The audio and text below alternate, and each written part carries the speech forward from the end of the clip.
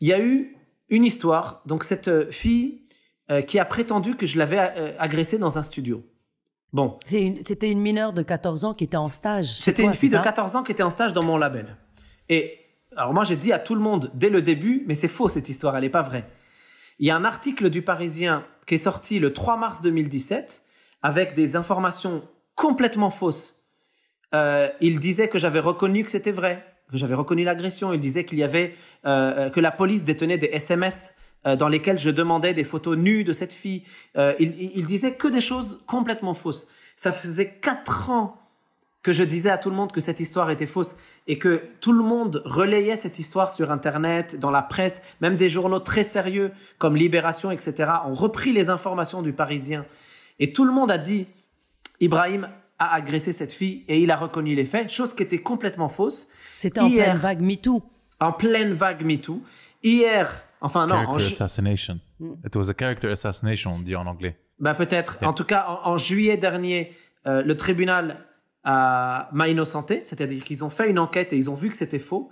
Et hier, le journaliste du Parisien et le journal Le Parisien ont été condamnés lourdement, c'est-à-dire ils ont été condamnés à 18 000 € de dommages et intérêts, ce qui est énorme en France pour ce genre d'affaires, pour des propos mensongers, pour un article diffamatoire. Et donc, je sors là, aujourd'hui on fait notre interview, je sors de 4 ans d'enfer où on a balancé des histoires qui étaient fausses. Et ce qui est fou, c'est que, et c'est pour ça que j'en parle, c'est que à aucun moment, les gens, ni les journalistes, ni les gens du milieu presse, etc., médiatique, ne se sont demandé si c'était vrai ou faux.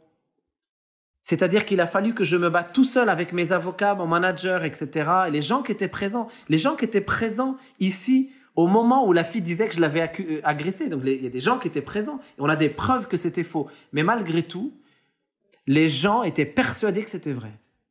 Ibrahim, je veux te dire, Aouchi, Mabrouk pour avoir gagné ce procès. Jad. Mabrouk parce que tu n'as pas baissé ta tête comme tes parents te disaient. Non. Tu n'as pas fait l'intéressant, mais tu as parlé contre ce scandale qui était vraiment visé envers toi, où c'est rare. Je pense que les médias et les gens surtout, à un certain moment, aiment voir quelqu'un qui est tellement, pas célèbre, mais successful et qui a réussi dans sa vie, chuter. Parce que ça leur donne du plaisir. Ils commencent à penser, ah ok, c'est pas le génie ou c'est pas... the powerhouse qu'on le pensait, il est humain ou il a des fautes. Mais il y a des gens qui prennent du plaisir. Mais moi, je comprends. Enfin, en fait, c'est ça qui est compliqué. C'est que moi, je comprends que les gens se disent c'est pas parce qu'il est connu ou c'est pas parce que c'est Malouf, etc., qu'il ne faut pas qu'il soit comme tout le monde condamné si c'est vrai. Et en fait, c'est là que c'est compliqué. C'est que moi, je serais le premier à encourager une femme à porter plainte s'il y a une histoire. Je suis féministe, en fait, moi aussi. Je défends les mêmes idées que les gens qui condamnent. Sauf qu'en fait, le problème de la presse, de Twitter et de ces trucs-là, c'est qu'en fait, plus personne ne cherche à faire des vraies enquêtes. Moi, j'ai même envoyé, je me rappelle, j'avais le dossier sous les mains, je l'avais ici, j'avais un dossier énorme comme ça. J'envoyais des tweets privés, j'envoyais des messages Instagram à des journalistes. J'ai pris des rendez-vous avec des gens de chez Mediapart, de chez plein de médias, etc. Je leur ai dit, mais est-ce que, s'il vous plaît, pitié, est-ce que quelqu'un peut faire une enquête? J'ai tout le dossier ici. S'il vous plaît, je vous en supplie, ouvrez le dossier, regardez, c'est faux. Et personne n'a voulu le faire. Personne. C'est affreux. Et tu l'as fait tout seul. Donc, je l'ai fait tout seul. Heureusement, mais mes avocats, moi, le jour où je suis arrivé devant mes avocats, parce que j'avais vu plein d'avocats, certains me posaient des questions, personne n'avait étudié le dossier. Ils n'avaient même pas ouvert le dossier. J'allais voir des avocats, j'allais voir plein d'avocats. Je leur montrais le dossier. Ils me disaient, oui, écoutez, c'est compliqué, vous savez, on est en France ici. En France, c'est très difficile. Hein, donc, s'il n'y a pas de preuves, alors même si vous avez des preuves, vous savez, la justice, surtout avec des enfants, des mineurs, etc. Je leur disais, oui, mais je suis innocent. Toutes les preuves sont dans le dossier. Ouvrez-le. Oui, mais vous savez, etc. Et je suis tombé sur 2 avocats, qui travaillaient en équipe. Je leur ai envoyé le dossier. C'est un dossier comme ça. Je me suis dit... comme tous les autres, ils vont me recevoir, ils vont me dire oui, vous savez, c'est difficile. Bon, on verra ce qu'ils vont dire. Je suis arrivé devant, j'avais un rendez-vous avec eux. Attends, il y a mon ingénieur de son qui m'envoie un message. Attends, il y a mon ingé son qui me regarde, il m'envoie il m'écrit des trucs pour pas nous déranger. Non, pour Lorraine, ouais, faut tous les stems. Ouais, tous les stems. Super, merci. Oui, parce que Brahim Alouf est en studio. Ouais, je suis en studio. Voilà. Et donc, les avocats, il s'est passé un truc de fou, c'est que je suis arrivé devant les avocats complètement dépité, parce que j'en avais vu genre presque 10 avant eux, je crois 10 ou 12 même. Et j'étais mort. Enfin, j'avais essayé de parler avec tous les journalistes, j'avais tout appelé tout le monde, c'était mon dernier espoir. Et j'arrive, et ils me regardent, ils font « Mais Ibrahim, on a lu le dossier, mais vous êtes innocent ?» Je les ai regardés, je leur dis « Oui !» J'ai fondu en larmes. Je leur dis « Oui !» Et ils m'ont dit « Mais vous allez être innocenté. » Je leur dis « Mais comment vous pouvez dire ça? Parce que je sais pas, est-ce que vous êtes sûr ?» Ils ont pris le dossier comme ça, ils m'ont dit « Mais c'est de la merde ça. Mais bien sûr que vous allez être innocenté. » Je leur dis « Mais vous êtes les premiers à avoir lu en fait. » Et à partir de là, j'ai repris espoir. C'est-à-dire, je me suis dit, bon, il y a une vraie justice, il y a des gens qui travaillent, il faut juste les trouver.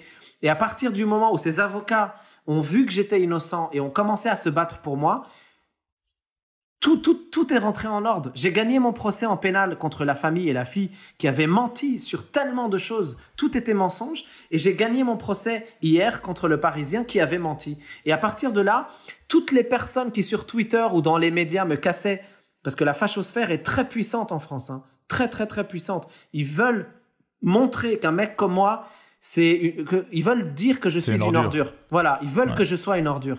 Et donc, toute la fachosphère aujourd'hui, ils peuvent plus rien dire. J'ai gagné tous mes procès. Qu'est-ce qu'ils vont dire? Que j'ai acheté les juges? Ils sont fous. Il y en a même qui ont dit ça. C'est qu'au Liban qu'on achète les juges. On n'est pas au Liban.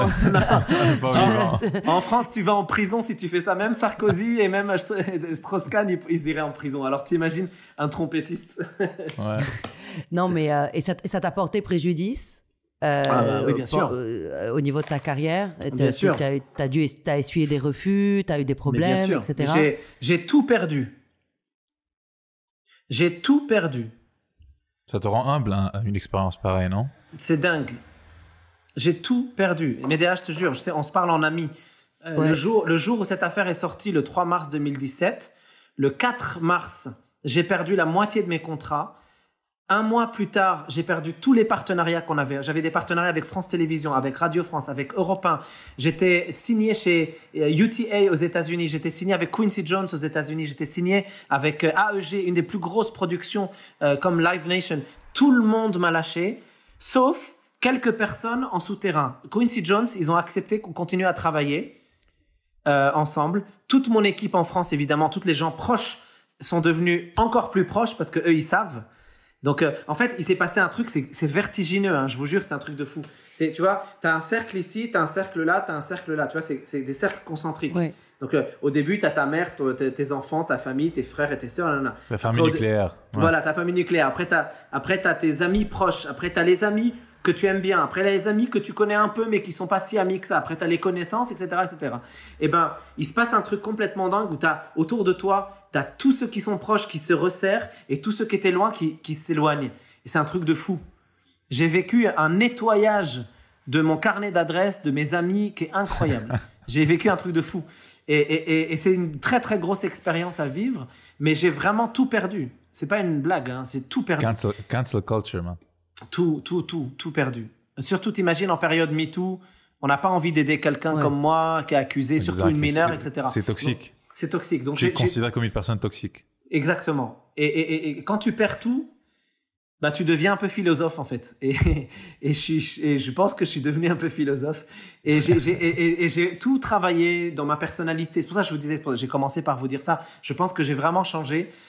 Aujourd'hui, par exemple, si quelqu'un vit quelque chose de difficile comme ça, moi, je lui dis de se battre. Je lui dis pas, écoute, ne t'inquiète pas, ça va se calmer, ne fais pas de remous. Ils vont oublier, ça va passer. Non. En fait, non. En fait, bats-toi. Bats-toi, ne ferme pas ta gueule. Tu fonces. C'est des enflures, les gens qui font ça. C'est des enfants. Tu vois, et tu dois te battre. Parce qu'en fait, les gens n'ont aucune pitié pour toi quand t'es dans la merde. Aucune pitié. Quand on voit un mec se faire tabasser par 30 personnes, on s'éloigne. On va pas le défendre, on s'éloigne parce qu'on peut se faire tabasser. Donc, tout pousse les gens à s'éloigner de toi, sauf le cercle nucléaire, comme tu dis, Moïne.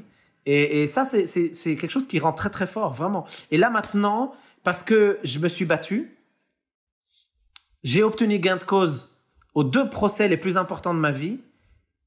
4 ans de ma vie, 4 ans, qui ont servi presque à rien. Mais ça a au moins nettoyé ton carnet d'adresse. Ouais. Mais ça. je peux vous dire un autre truc aussi, c'est que moi, pendant ces 4 ans, j'ai beaucoup travaillé. J'ai fait 4 albums.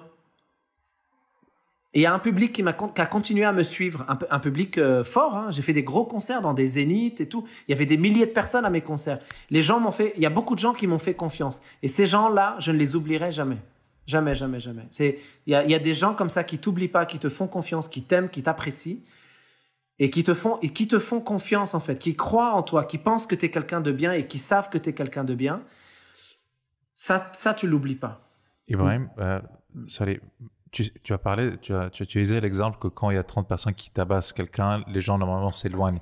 Et je pense aussi à un côté où tu veux pas, et en tant que, je sais pas, une personne qui regarde ce qui se passe, tu veux pas contrarier les gens parce que, comme tu as dit, tu vas te faire tabasser and it's not cool or oui, c'est pas faut cool. Faut pas être counter-narrative. Ouais, bien sûr. Pour que tu puisses te préserver aussi, il y a des gens ils ont peur que si ils te supportent, par exemple, ils ça vont les se touche. faire... Ouais, ça les touche. Tu vois. Il y a un proverbe libanais, je ne sais pas si tu le connais, qui dit, j'espère que je vais bien le prononcer en arabe, la mabtoua al-ba'ra biktaro sal-khina. C'est-à-dire quand la vache tombe, ses abatteurs, c'est-à-dire les gens qui travaillent dans l'abattoir, deviennent plus nombreux. Et ce qui est impressionnant, c'est que quand on t'entend parler comme ça et de ton cours... Totalement.